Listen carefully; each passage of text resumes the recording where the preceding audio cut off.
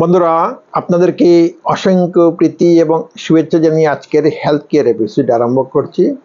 তো আজকের health care এপিসোডে আমরা যে সকল খাদ্য খেলে ক্যান্সার হওয়ার সম্ভাবনা থাকে এই ধরনের খাদ্যের মধ্যে আমরা কয়েকটা খাদ্য নিয়ে আমরা আলোচনা করব।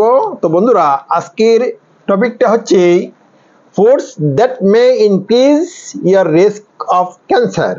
যে সকল খাদ্য ক্যান্সার হওয়ার ক্ষেত্রে দায়ী বা ক্যান্সার হতে সাহায্য করে, আমরা সেই সকল খাদ্য নিয়ে আজকে আলোচনা করব। তো বন্ধুরা, আপনাদের মধ্যে যারা এখন আমার চ্যানেলকে সাবস্ক্রাইব করেন নাই, কাইন্ডলি সাবস্ক্রাইব করে নেবেন, বেল আইকনে ক্লিক করে অল বাটন অন করে রাখবেন। তো লেট মি স্টার্ট নাও। বন্ধুরা, অনেক খাদ্য আছে আমরা যদি খেয়ে থাকি তেমন কোনো ক্ষতি করবে না, তো যদি লাভ না হয় তথাপি ক্ষতি করবে না। কিন্তু কিছু খাদ্য আছে আমরা যদি সেই সকল খাদ্য রেগুলার খেয়ে থাকি তো আমাদের ক্ষতি এমন ক্ষতি করবে যে সেই ক্ষতিটা কি হবে, যে আলটিমেটলি আমাদের মৃত্যুর কারণ হতে পারে। তো বন্ধুরা, এই সকল খাদ্যের মধ্যে উল্লেখযোগ্য যে কয়েকটা, তার মধ্যে প্রথম হচ্ছে food prepared in high temperature. যে আমরা প্রায় সময় দেখি যে বিভিন্ন জায়গাতে যে ফুড তৈরি করা হয় অনেক টেম্পারেচার মধ্যে, অনেক আগুন দিয়ে বিভিন্ন পদ্ধতি ব্যবহার করে তৈরি করা হয়। ইভেন যে পাত্রের মধ্যে তৈরি করা হয় সেই পাত্রের মধ্যে আগুন পর্যন্ত এসে যায় এইভাবে আর কি। তো এই ধরনের food prepared in high temperature, যে উচ্চ তাপমাত্রায় যে সকল খাদ্য তৈরি করা হয় সেই সকল খাদ্য যদি রেগুলার খাওয়া হয় তো আলটিমেটলি আমাদের শরীরে কি হতে পারে, ক্যান্সার হতে পারে। এই ধরনের খাদ্যের মধ্যে কি কার্বনের পরিমাণ থাকে।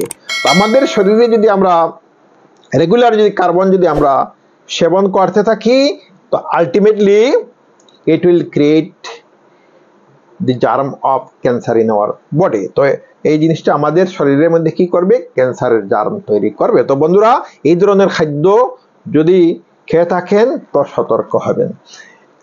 নেক্সট হচ্ছে তো ফুড প্রিপেয়ার্ড ইন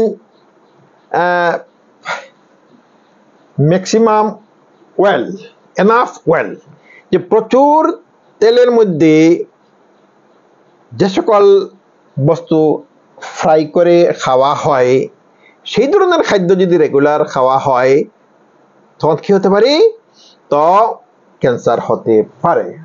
তো খাদ্যবস্তু আমরা প্রায় সময় দেখি যে ফাস্টফুড হিসাবে আমরা দেখি যে ফাস্টফুড বেশি তেলের মধ্যে, তো চিকেন, ফিশ বা অন্যান্য নুডলস বিভিন্ন কিছু বেশি তেলের মধ্যে, যেটাকে বলা হয় deep fried foods, deep fried food, অর্থাৎ প্রচুর তেলের মধ্যে যে ফ্রাই করে যে সকল খাদ্য খাওয়া হয় সেই সকল খাদ্যের মধ্যে কি থাকতে পারে, কার্সিনোজেনিক কম্পাউন্ড থাকতে পারে। যে কার্সিনোজেনিক কম্পাউন্ড কি হয়, মানুষের শরীরের মধ্যে ক্যান্সারের জার্ম তৈরি করে, ক্যান্সারের সেল তৈরি করে। তো এই ধরনের খাদ্য মনে রাখবেন, ফাস্ট ফুড, তারপরে হট ফুড, যে যদি কোনো বন্ধু খেয়ে থাকেন রেগুলার তো that habit should be change. এই ধরনের অভ্যাসের পরিবর্তন ঘটাতে হবে। মাঝে মধ্যে যদি খাওয়া হয় অন্য কথা, কিন্তু রেগুলার খাবেন না। রেগুলার যদি খেয়ে থাকেন তাহলে মনে রাখবেন it may create the germ of cancer in your body, যে আপনার শরীরের মধ্যে কি করতে পারে, ক্যান্সারের জার্ম তৈরি করতে পারে। নেক্সট হচ্ছে কি প্রসেসড মিট, যে প্রক্রিয়াজাত মাংস বাজারে পাওয়া যায়, বিভিন্ন ধরনের মাংস, প্রক্রিয়াজাত মাংস। তো এই ধরনের প্রসেসড মিটের মধ্যে কি কার্সিনোজেনিক কম্পাউন্ড থাকার সম্ভাবনা আছে, যার কারণে এই ধরনের যদি প্রসেসড মিট রেগুলার খেয়ে থাকেন তো সেই জিনিসটা আপনার শরীরের মধ্যে কি করতে পারে, ক্যান্সারের জার্ম তৈরি করতে পারে। তো সাবধান, যে processed meet should not be taken in a regular way, regularly। তো এই ধরনের মিটগুলা রেগুলার খাওয়া উচিত নয়। রেগুলার খেলে শরীরের মধ্যে অনেক ধরনের ডিজিজ আসতে পারে, তার মধ্যে উল্লেখযোগ্য হচ্ছে ক্যান্সার।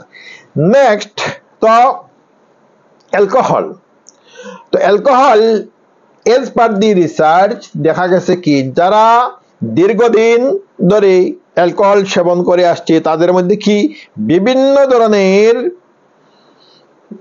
ডিজিজ ক্রিয়েট হয়, এর মধ্যে উল্লেখযোগ্য হচ্ছে ক্যান্সার। তো এদের কি হয়, লিভারের মধ্যে ফ্যাট জমতে জমতে তো অ্যালকোহলিক ফ্যাটি লিভার হয়, তারপরে সেই লিভার কি হয়, লিভার সিরোসিস হয়, আলটিমেটলি তো লিভার ক্যান্সার হয়। তো এইভাবে অরেল ক্যান্সার, লিভার ক্যান্সার, তো বিভিন্ন অর্গানে কি হতে পারে, যারা রেগুলার বেশি করে অ্যালকোহল সেবন করে তো তাদের ক্যান্সার হতে পারে। তো সুতরাং যদি এই ধরনের অভ্যাস কোনো ব্যক্তির থাকে তো হি শুড বি কেয়ারফুল, তাকে সতর্ক হতে হবে। নেক্সট হচ্ছে তো গুটকা। গুটকা বর্তমান প্রজন্মের জন্য যে গুটকা সাংঘাতিকভাবে ক্ষতিকারক একটা এলিমেন্ট, যে গুটকা যে নিউ জেনারেশনকে কি করছে, একদম মানে নষ্টের দিকে নিয়ে যাচ্ছে। তো এই গুটকার মধ্যে বিভিন্ন ধরনের কেমিক্যালস থাকে, যে কেমিক্যালস রিসার্চ থেকে দেখা গেছে কি এর মধ্যে অসংখ্য কেমিক্যালস আছে যেগুলা কি মানুষের শরীরের মধ্যে ক্যান্সারের জার্ম সৃষ্টিকারী উপাদান। তো ইভেন দেখা গেছে কি রিসার্চ মতে যে সেই গুটকার মধ্যে কি থাকে, তো গ্লাসের কি থাকে পাউডার, যে গ্লাস মানুষে খাওয়ার কোনো ব্যাপার না, কথা নয়, তো সেই গ্লাসের পাউডার বানিয়ে তো তার কোয়ালিটি বৃদ্ধি করার জন্য দেওয়া হয়। যে গ্লাস মানুষের যদি শরীরের মধ্যে যদি প্রবেশ করে ক্যান্সার, আরো বিভিন্ন ধরনের লিভারে ক্যান্সার, কিডনিতে ক্যান্সার, লাংসে ক্যান্সার, ইন্টেস্টাইনে ক্যান্সার, অরেল ক্যান্সার। মনে রাখবেন বন্ধুরা, যারা গুটকা সেবন করে তাদের দীর্ঘদিন গুটকা সেবন করলে তাদের ক্যান্সার হবেই হবে, এতে কোনো সন্দেহ নাই। ক্যান্সার যদি নাও হয় তথাপিও তাদের কি হবে, তাদের কিডনি বিফল হবে, তাদের লিভার বিফল হবে, তাদের ইন্টেস্টাইন বিফল হবে, এতে কোনো সন্দেহ নাই। নেক্সট হচ্ছে তো স্মোকিং।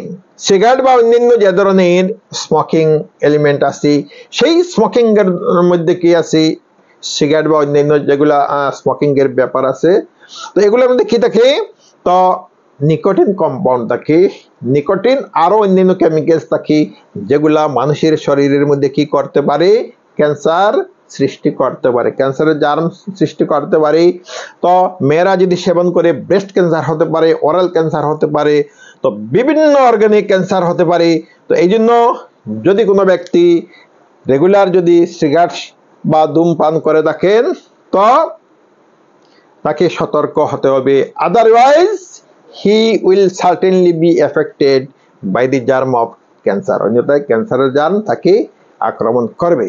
তো বন্ধুরা, এখানে যা কিছু উল্লেখ করা হলো এর সঙ্গে রিলেটেড আরো অনেক কিছু আছে। তো সেই ধরনের খাদ্য যদি কোনো ব্যক্তি সেবন করে তার আলটিমেটলি কি হবে, তার শরীরে বিভিন্ন ডিজিজ ক্রিয়েট হবে, এর মধ্যে উল্লেখযোগ্য হচ্ছে ক্যান্সার। বন্ধুরা, ভিডিও ভালো লাগলে লাইক করবেন। আপনাদের মধ্যে যারা এখন আমার চ্যানেলকে সাবস্ক্রাইব করেন নাই, কাইন্ডলি সাবস্ক্রাইব করে নেবেন, বেল আইকনে ক্লিক করে অল বাটন অন করে রাখবেন। তো আজ এই পর্যন্তই, থ্যাংক ইউ।